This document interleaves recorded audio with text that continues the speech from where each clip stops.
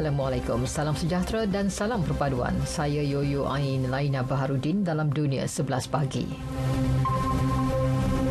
Majlis Keselamatan Pertubuhan Bangsa Bersatu (PBB) akan mengadakan pertemuan hari ini bagi membincangkan mengenai lawatan kontroversi Menteri Keselamatan Israel Itamar Ben-Gvir di perkarangan Masjid Al-Aqsa.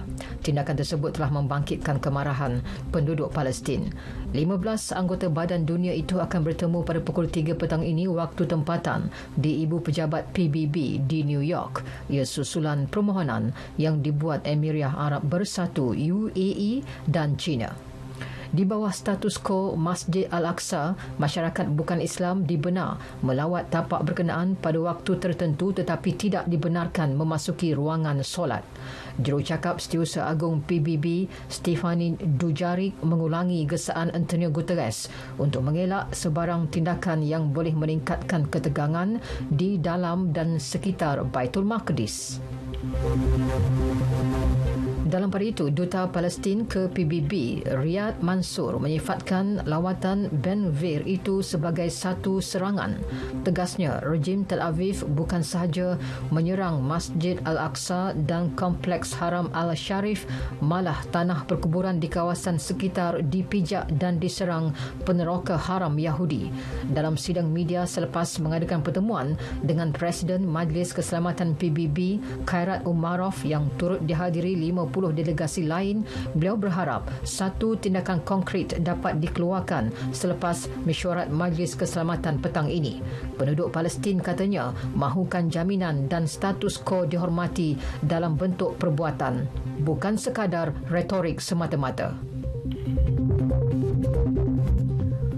Turki turut mengutuk lawatan Ben-Gvir itu. Menteri Luarnya Mevlut Cavusoglu menyifatkan lawatan tersebut sebagai satu tindakan provokatif yang tidak boleh diterima.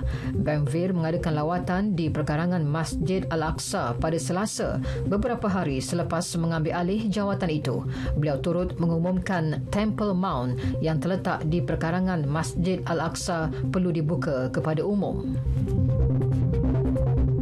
Pertubuhan Kesihatan Sedunia WHO mendakwa statistik COVID-19 yang dikeluarkan China tidak menunjukkan kesan sebenar penularan pandemik itu. Pengarah Eksekutif Program Kecemasan Kesihatan WHO, Michael Ryan, percaya Beijing tidak memberikan jumlah sebenar kes kematian serta kemasukan ke hospital dan unit rawatan rapi ICU akibat COVID-19. Beliau turut menyelar definisi sempit yang digunakan China dalam mengesahkan kes kematian akibat COVID-19.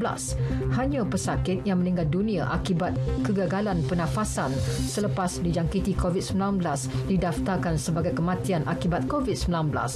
China melaporkan 22 kes kematian sejak bulan lalu walaupun terdapat lonjakan kes COVID-19 selepas pihak berkuasa negara itu menarik balik sekatan yang dikenakan.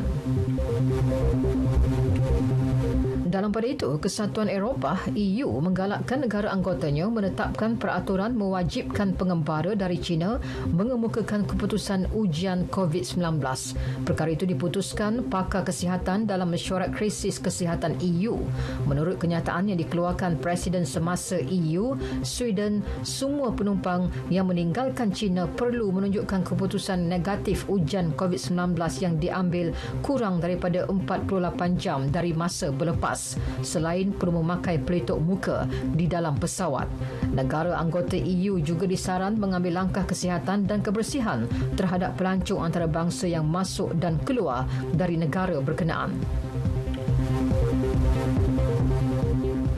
Kira-kira 60,000 buah rumah di California terputus bekalan elektrik selepas taufan kuat membadai negeri di Amerika Syarikat itu. Berpuluh-puluh lagi penerbangan dibatal atau ditangguhkan. Media tempatan turut melaporkan jalan-jalan dinaiki air dan kelewatan pengangkutan awam. Taufan kuat yang melanda California pada Rabu itu boleh mengakibatkan banjir di beberapa kawasan. Pihak berkuasa mengeluarkan amaran berjaga-jaga kepada penduduk di sekitar San Francisco dan Sacramento. Menurut pakar meteorologi di Perkhidmatan Cuaca Kebangsaan, taufan yang membawa kekuatan angin sehingga 110 km sejam itu dijangka mengakibatkan hujan lebat berterusan sehingga Khamis. Gubernur California, Gavin Newsom, turut mengisytiharkan darurat, manakala pihak berkuasa San Francisco menubuhkan pusat operasi kecemasan. Sekian berita yang disunting oleh Linda Hassan dari Pusat Berita RTM. Assalamualaikum, salam sejahtera dan salam perpaduan.